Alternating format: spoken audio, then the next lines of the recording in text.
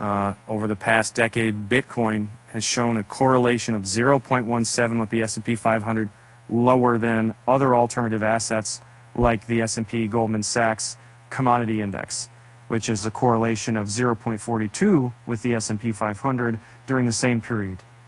Bitcoin's correlation with the stock market has historically been low. Recent years has seen a slight increase. Over the last 5 years, the correlation has risen to 0.41. Bitcoin's relationship with the S&P 500 saw a negative correlation of -76 on November 11, 2023, and then hit a positive correlation of 0.57 in January 2024. This shift from negative to positive correlation points to Bitcoin's changing perception among investors. The S&P 500 is a stock market index that monitors the performance of 500 leading companies listed on U.S. stock exchanges. Renowned as a barometer for the U.S. economy, it is favored by risk-averse traders for its consistent historical performance and diversification across various industries. Holding positions in the S&P 500 with a long-term perspective has historically yielded annual gains nearing 10%. When comparing Bitcoin and the S&P 500, one notable difference is their volatility. Bitcoin's performance is often likened to a roller coaster ride, evident in its drastic swings from plunging over 64% in 2022 to rallying 160% in 2023. And this volatility can be challenging for crypto traders to navigate. In contrast, the S&P 500 exhibits relatively stable performance, averaging about 9 to 10% annual returns and serving as a benchmark for the U.S. economy. While the S&P 500 might offer lower overall returns compared to Bitcoin, its consistency and long-term track record make it a favored choice for risk-averse investors.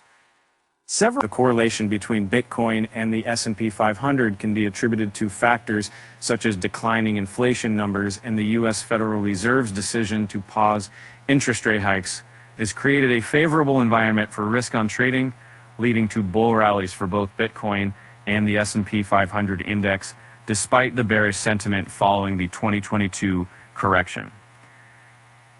When the correlation between Bitcoin and traditional equity markets like the S&P 500 and NASDAQ increases, while its correlation with gold decreases, it suggests that Bitcoin is behaving more like a risk-on asset rather than a safe haven. When investors are feeling venturous, they often swing towards stocks and digital coins for a chance at juicier profits. If institutional and retail investors are increasingly involved in both equity and cryptocurrency markets, their simultaneous buy and sell decisions could cause the price movements of these assets to align. Both Bitcoin and the S&P 500 thrive in periods of loose monetary policy, characterized by central banks stimulating the economy through measures like interest rate cuts and quantitative easing. This environment boosts asset markets by injecting liquidity and lowering borrowing costs.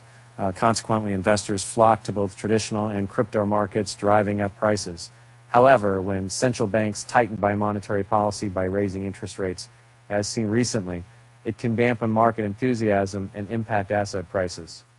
In 2023, Bitcoin surged by 160%, while the S&P 500 gained 23%.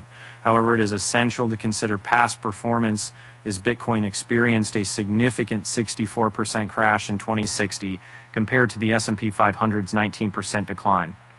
These contrasting performances highlight the perspective needed when comparing Bitcoin's volatile gains with the more stable returns of the S&P 500 index. And then Fidelity's research indicates that Bitcoin has historically provided significant returns, averaging 186.7% annually from August 2010 to August 2022.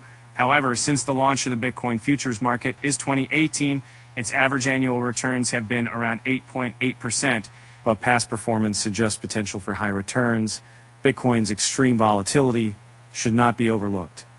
Investors should be aware that its value can both rise and fall dramatically, as evidenced by recent fluctuations.